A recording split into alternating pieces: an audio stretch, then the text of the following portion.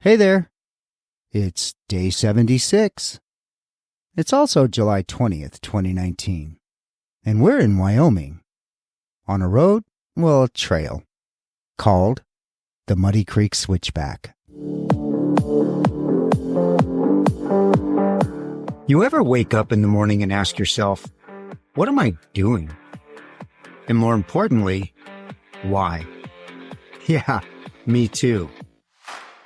Hi, my name's Craig, and this is my story. A story about life. Life out there.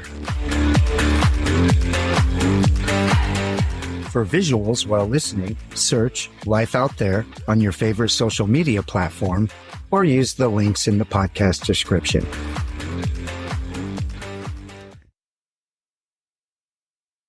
Yesterday, I decided that the day would be all about driving. I'd realized that since leaving Washington, we hadn't even averaged 100 miles a day. So much stopping and looking to do. So many diversions. Those historical markers, landmarks, scenic byways, and gravel roads to check out. Ah, gravel road. Even a dirt road that looks like it might go nowhere. Well, gotta check that out. Oh, and FYI, if there's a cattle guard and no gate, and it's devoid of no trespassing or private property signs, I can almost guarantee that there is some amazing stuff to see up or down that dirt road. It was fun to learn early on as I started to see across eastern Oregon, then throughout Idaho, and now especially in the wide open spaces of this southwest corner of Wyoming. There is so much more space out there. See, back home, everybody owns everything. Nearly everywhere you go. Even a dirt logging road on BLM land, sooner or later, more often sooner, you're going to come to a gate with a big no trespassing sign on it. Even BLM land isn't necessarily public anymore. Seems the logging company can sign a lease, gate it off, and tell me I'm not allowed to explore, to hike, to look at those amazing central and southern Oregon forests and mountains. All the while, they trek in and out of those public lands with truckloads of money every day, in the form of logs. Everyone's got to have a house, right? Or do we? But out here, it's different. Driving through the rolling hills, each time we crest a mountain, a whole bunch more of nothing. As far as we can see. Well, nothing more than those wide open, high mountain prairies. From Craters of the Moon, we drove down through Pocatello, Idaho, where we stopped in for a checkup on the RV, tires, brakes, oil change. From there, we continued east, then south, then east, and then south again, passing through towns like Cokeville, Big Piney, LaBarge, Kemmerer, Diamondville, each one of those little towns giving us just a sample of what Wyoming is all about. And no shortage of random entertainment either.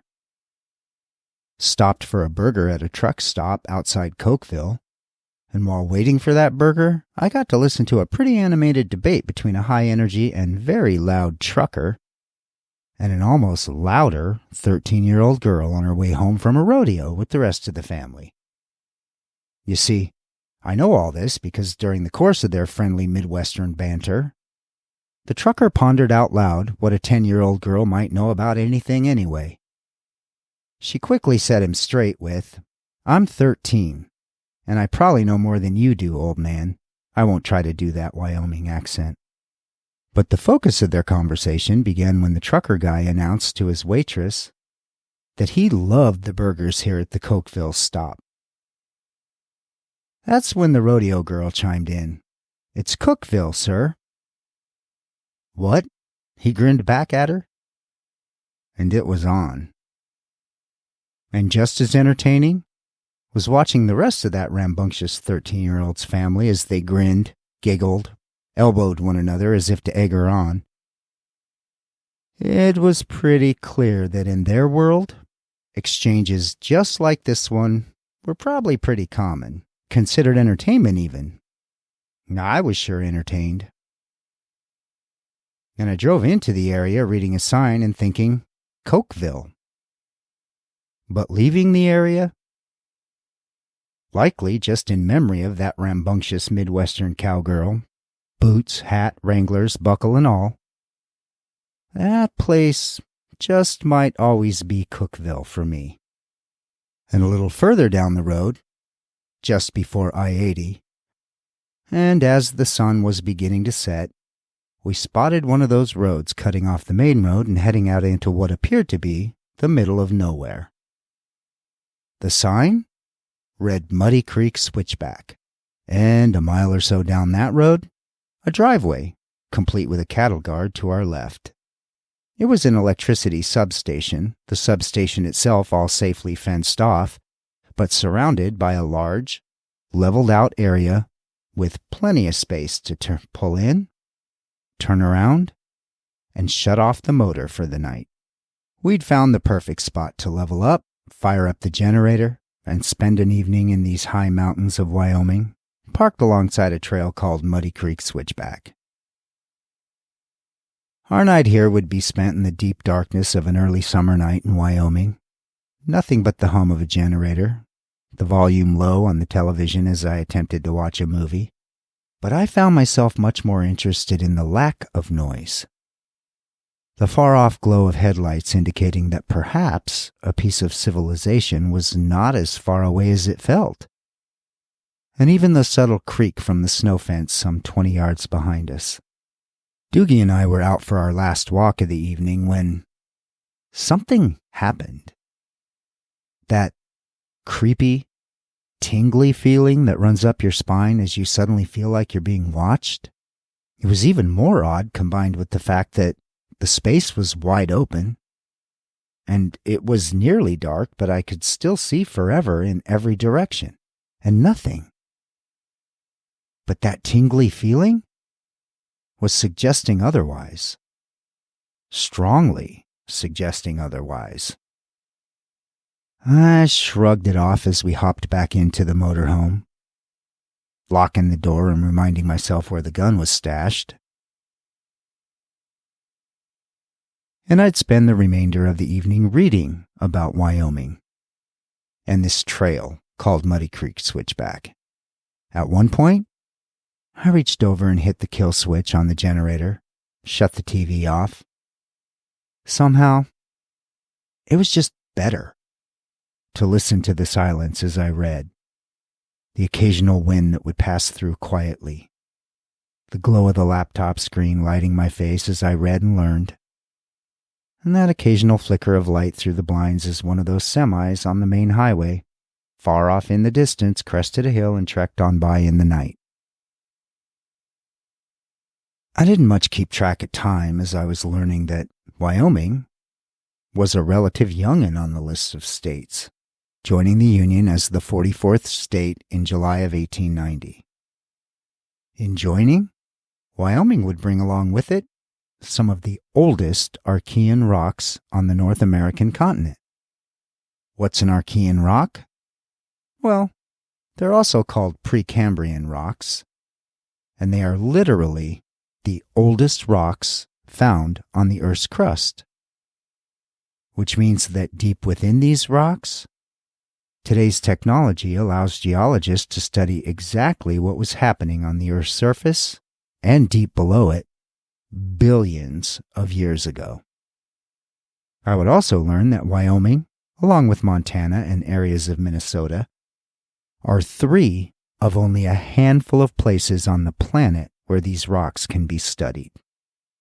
It was easy to get overwhelmed with all the different scientific and geological debates over fossilized discoveries deep within these rocks. But some argue that human presence in the area could potentially date back some 30,000 years, originating somewhere in New Mexico as shifting ice formations changed how humans traversed up and down what was becoming the west coast of the United States, and then migrating into the interior. From billions of years ago to tens of thousands of years ago to more recent history, when, like much of this side of the country, European explorers would begin discovering and trekking through Wyoming in the early 1800s, some couple of decades or so before the more prominent Lewis and Clark and Oregon trails would eventually be established, opening up the area for what would take place here and on the West Coast leading up to the turn of the century. And, as I had begun to learn in Idaho, Wyoming would prove to be yet another area in which we would pass through the history of conflict between the Native Americans of the area, early settlers, and the U.S. Army. Just one example of significant conflict would be that of the Red Clouds War, in which the Lakota, Northern Cheyenne, and Northern Arapaho, along with other Native American tribes, would face off with the U.S. Army in a war that would last 2 years. The signing of the Second Laramie Treaty in the late 1800s would bring the conflict to an end, and included in the treaty would be the Powder River country being completely closed to the white man. This would ensure that tens of thousands of acres of land spanning vast areas of the Great Plains would belong exclusively to Native Americans. It would also be in reading about this particular treaty when I'd start to learn about how poorly these treaties were enforced, in many cases simply not honored by white men. A significant example of this would be the Battle of Little Bighorn in the late 1800s. This battle was the direct result of broken promises and land disputes. The battle took place in Montana, not far from the Wyoming border, and would immortalize names like Custer and Sitting Bull in American history. And Wyoming might be young in its statehood compared to others, but that doesn't mean it comes without a pretty impressive list of accomplishments and history of its own. The state is the 10th largest in the nation in land area. At the same time, it's the least populated state in the nation, with just under 600,000 residents.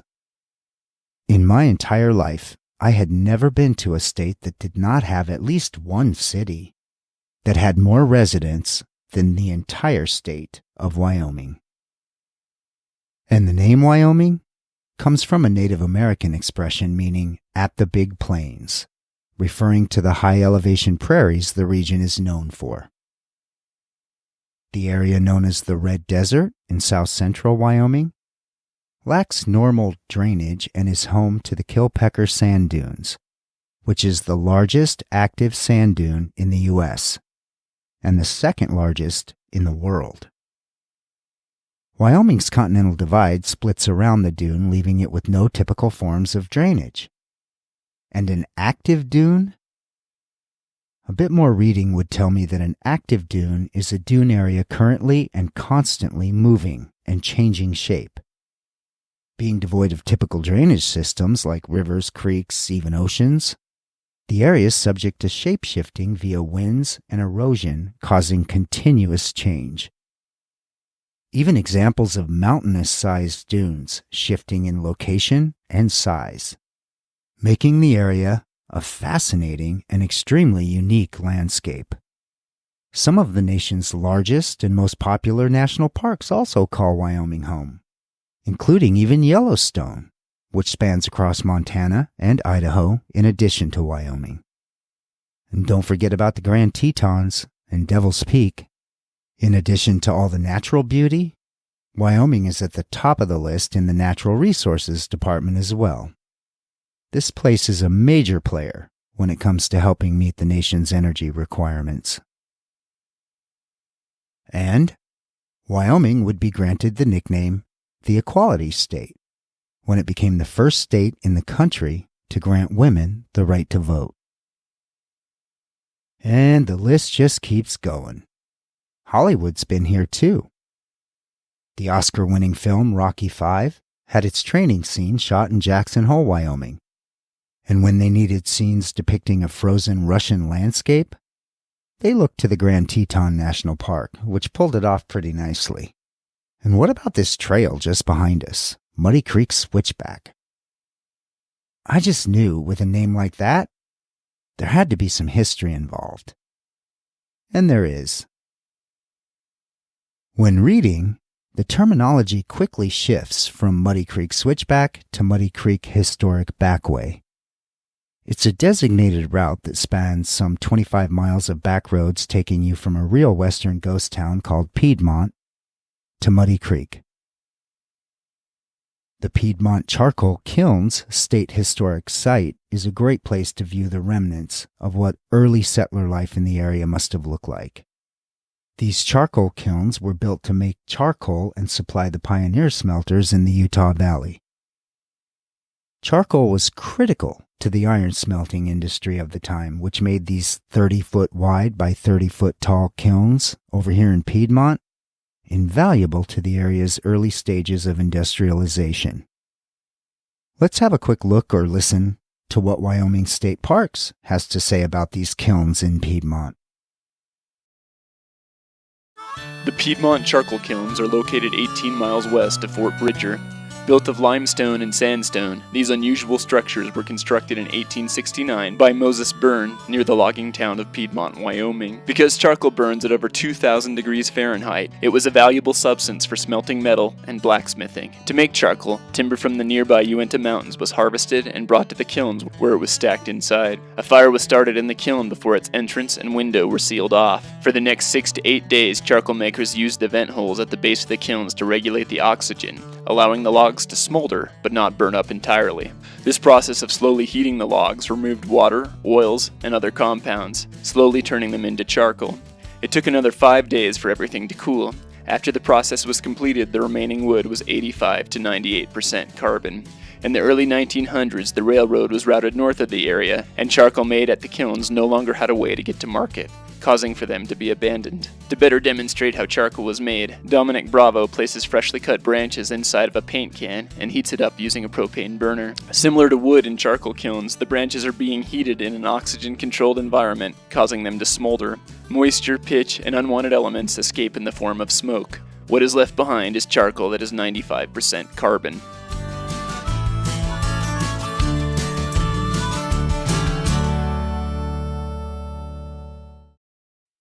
In addition, Muddy Creek would become one of the most famous and frequently used camping areas for early settlers during their migration west. It is estimated that some 70,000 or more Mormon pioneers, U.S. Army troops, and even the folks working on the original Transcontinental Railroad would pass through and or camp here. At one point, the area would even be a designated stop for the Muddy Creek Overland Stagecoach line and a Pony Express station. Sounds like a lot going on in this 25-mile stretch of Wyoming some 150 or so years ago. Closing the laptop and settling in for the night, that deep darkness of an early summer night in Wyoming is pretty all-consuming. Immersing myself in the vastness of this place and the history of it all at once. That occasional glow of those headlights off in the distance would be the only reminder that there was indeed civilization out there. Somewhere. Eventually, sleep would win out, and before I knew it, I awoke to the early Wyoming sun peeking through the blinds. I didn't much feel like breaking the silence with the sound of a generator, so the coffee was brewing on the stove. Dressed for the day, pondered what might be for breakfast, when Dougie and I stepped out into the morning air for our first walk of the day. He ran off to take care of the morning's business, and I pulled out the camera for some beautiful shots of the Wyoming sun, still low in the sky, gleaming through those snow fences. And it was fun to learn what a snow fence was, by the way. I didn't even know what these things were called when I studied them last night. Turns out, just another piece of human ingenuity as folks in these parts figured out how to protect roadways and other things, like electrical substations, from the harsh and driving winter snows that blow across the area during the winter months. Nothing worse, I suppose, than having to clear a 15-foot snowdrift in the icy winds of winter. Also fun to learn just one more thing about Wyoming. While snow fences in general have an ancient history, with one of the earliest examples being that of Stonehenge, but here in the U.S., it was right here, in this part of Wyoming, where the nation's first snow fences would be installed as early as the 1920s. The fence's ability to slow the harsh winter winds coming down out of the higher elevations and blowing across the prairies, reducing snowdrift activity dramatically, which in turn reduces maintenance costs of clearing roadways and even improving driving safety in the winter by reducing blizzard activity and increasing visibility. And in more recent years, the Wyoming Department of Transportation has fully implemented a living snow fence program. Their strategically placed plantings along the interstate system have effectively created snow catchment areas, keeping even more of that white stuff off the more heavily traversed roadways. So here's a quick look at a video shared by the Wyoming Department of Transportation in relation to the state's use of snow fences. It shows how seriously the folks in Wyoming take making these roads safer during winters that most of us would find unbearable. These folks, they just call it winter. One of the biggest winter travel issues in Wyoming is the wind. Blowing snow creates drifting, icing, and low visibility, which presents safety issues for travelers and challenges for whiteout maintenance crews working to keep roads open. Whiteout conditions, ground blizzard, just limited visibility in general, and it's not necessarily caused by the storm that is happening at the moment. It could be caused by the windstorm that happens after the snow has been deposited. To help combat the problem, Whiteout relies on more than 460 miles of snow fence, which act as a windbreak and capture blowing snow in drifts.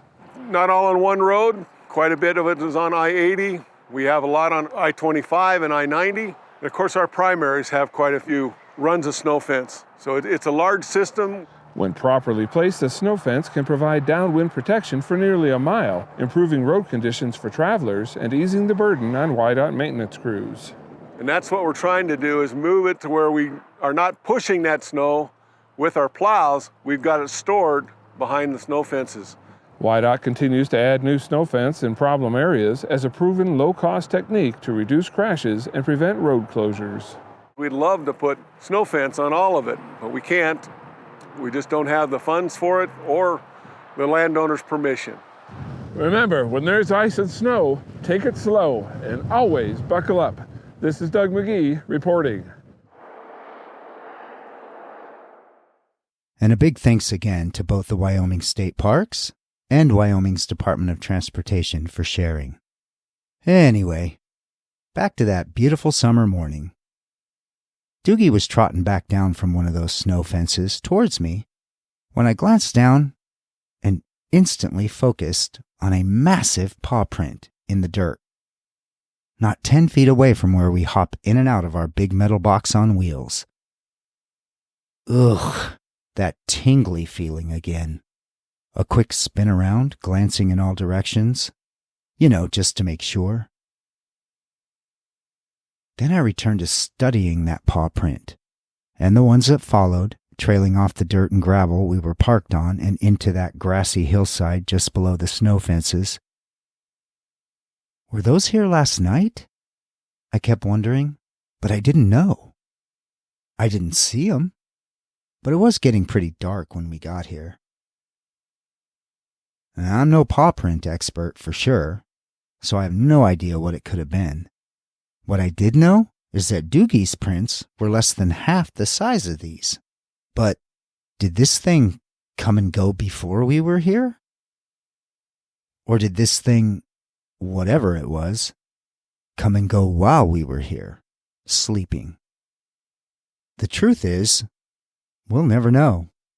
But what I did know, for sure, was that if our aim was to stay off the beaten path, get as far out into the middle of nowhere as the RV would let us, that I needed to be way more aware of our surroundings, and that in many cases, throughout this unfenced wilderness, it would likely be as much about where we were visiting as it is who or what we're visiting.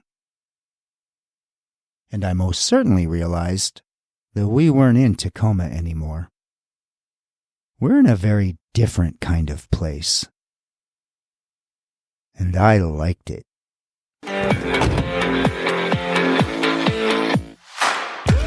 Turns out, this thing called life comes with a lot of rules. Maybe it's time to break a few. Because you can. No, seriously, you can.